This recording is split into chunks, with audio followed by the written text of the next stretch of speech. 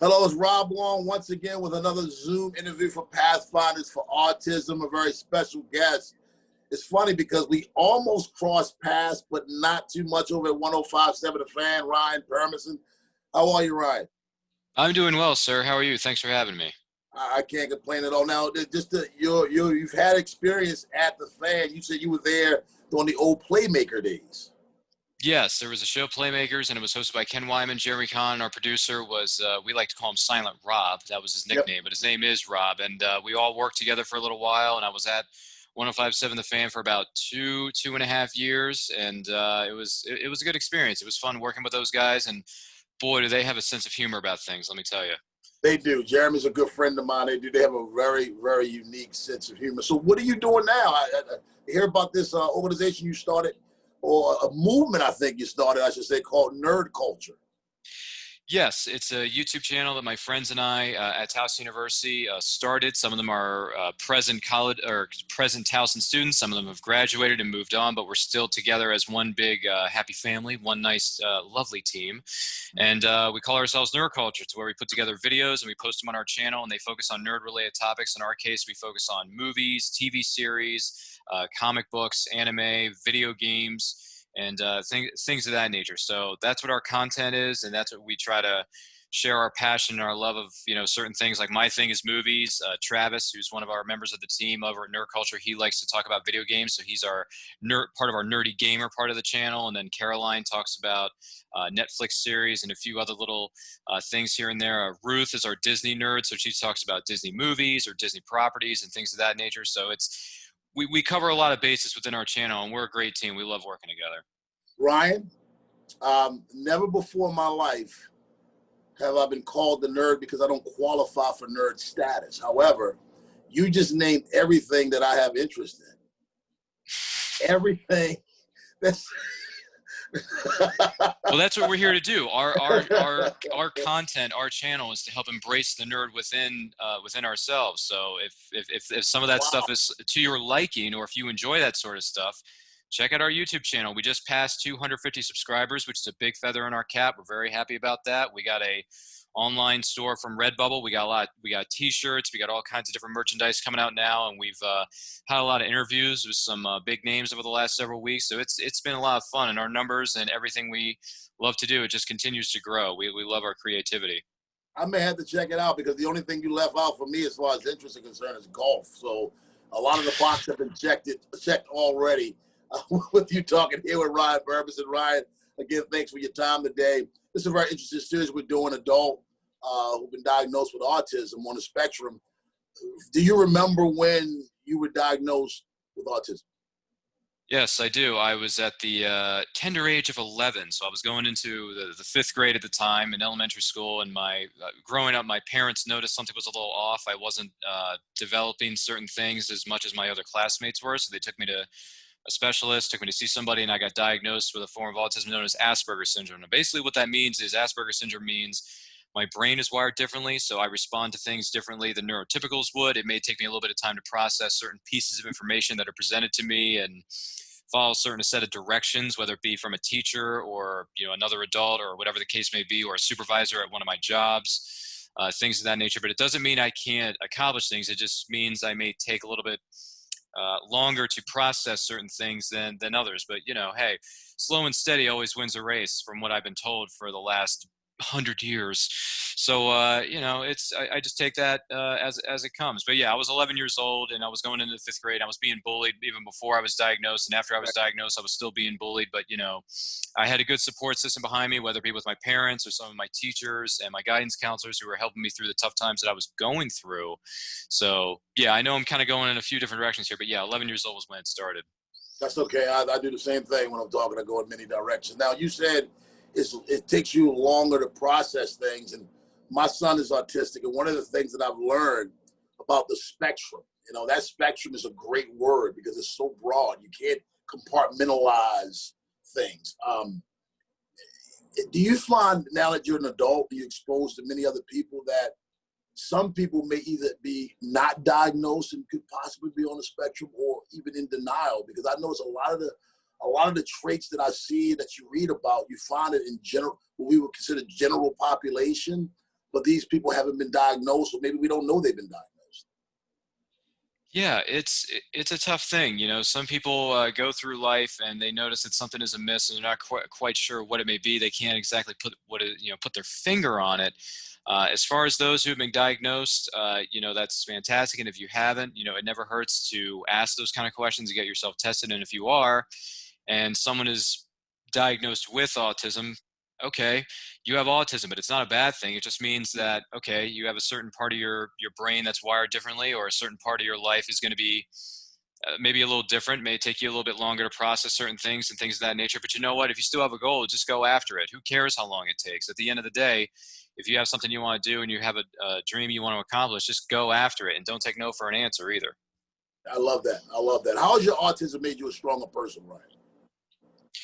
Yeah, so after I was diagnosed, I thought in the very beginning when I was younger, I thought my life was pretty much over. I was like, oh, great, I have this thing, I have Asperger's. That means my life's over. I'm not going to be able to do certain things. I'm not going to be able to accomplish certain goals. But now that I'm an adult, fast forward, several years later, it's a great thing. It's made me a stronger person because I'm a stronger person because of it. Because if I didn't understand what Asperger's is and accept it for what it is and accept that part of who I am, I wouldn't be where I am today. If I didn't feel comfortable, sharing my story, if I didn't feel comfortable going throughout everyday life and just going, taking it day by day, knowing that Asperger's was a part of me, I don't know where I would be, but I'm happy where I am now because it's because of my Asperger's and I'm able to, I'm a bit more, I'm organized. I'm a very organized person, so I plan things well in advance. I put things together as best as I can in a reasonable amount of time.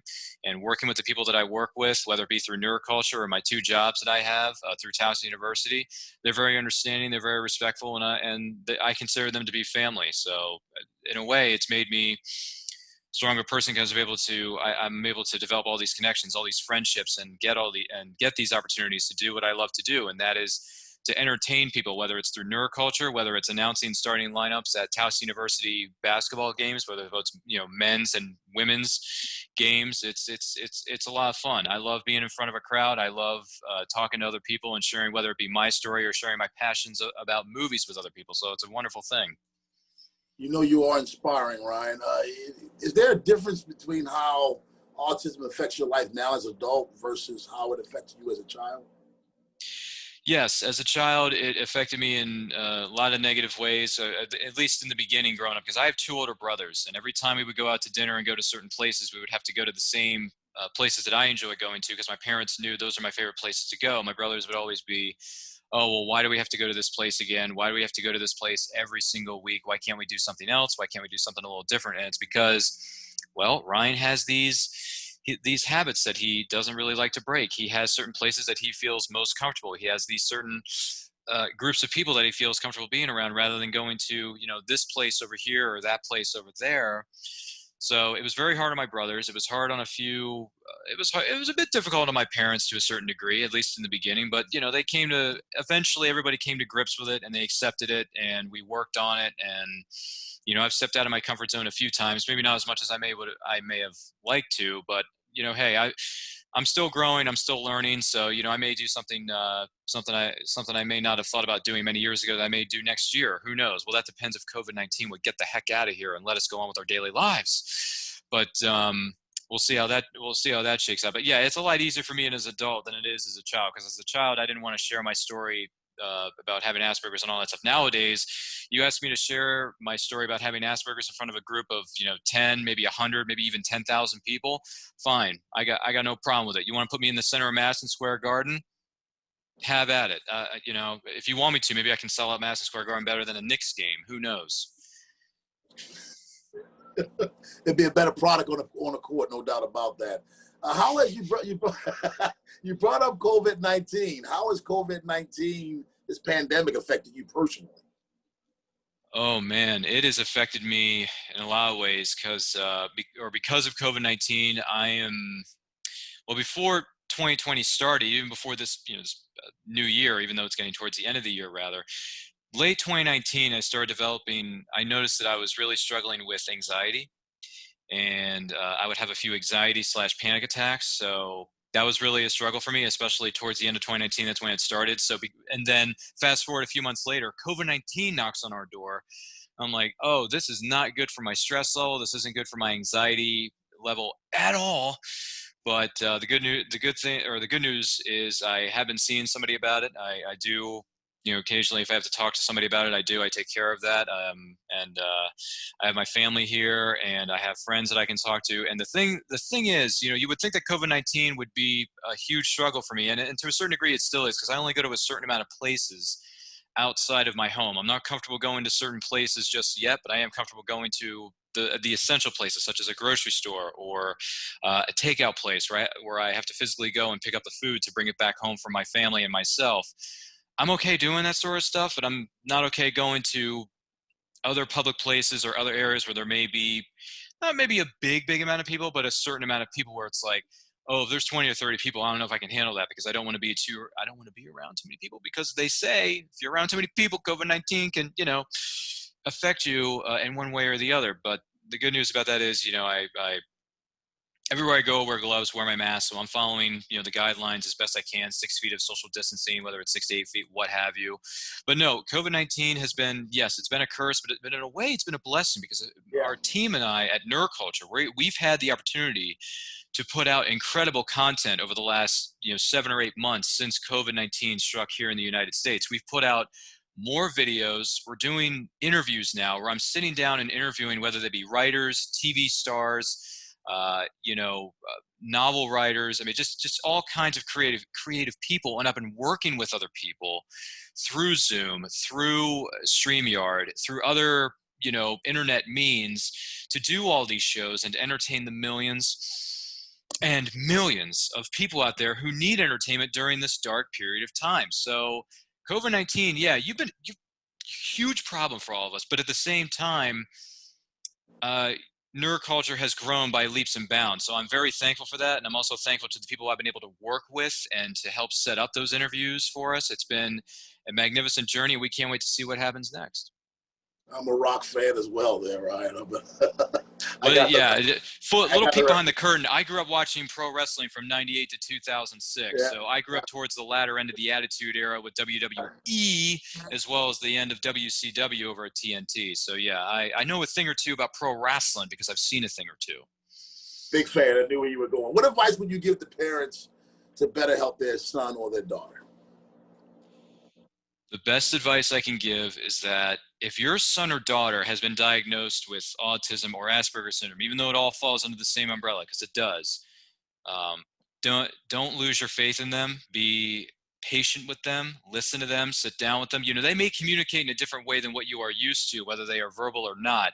But at the end of the day, when the dust settles and the sun goes down, they have something they want to say. They just may have a different way of saying it. They may have a goal they want to accomplish. They just may have ideas about a different way that they can accomplish those goals. So be patient, be kind, just take it one day at a time. It's not the end of the world. Even though COVID-19 may make it seem like it's the end of the world, it really isn't. It's just a hurdle that we all have to eventually get over in regards to COVID-19. But in regards to autism, just be patient with them. Take it one day at a time. They all have something they want to do. They all have something they want to say. It just may take them a little bit longer or a little bit longer to express those goals and express what they want to say, but they all have something they want to do. So just listen to them, care for them, do as best you can. And there are going to be some days where you don't feel like you want to go on. You may feel like you want to throw in the towel. Listen, we've all been there. We've all had days. We've all had moments where we want to throw in the towel and say, I'm done. I don't want to do this anymore. I just want to, go over here into a corner and just forget about the whole thing and just, curl up. It's like saying curl up in the fetal position, but no. Every day is a chance to start anew. Every day when the sun comes up, that is the opportunity to start fresh and do something different than what you did yesterday, because today is here. Tomorrow is not always a guarantee. So do what you can today so that you can make tomorrow even more special. And that's what I would say. There is Ryan Permison. Ryan, thank you so much for your time. You were awesome.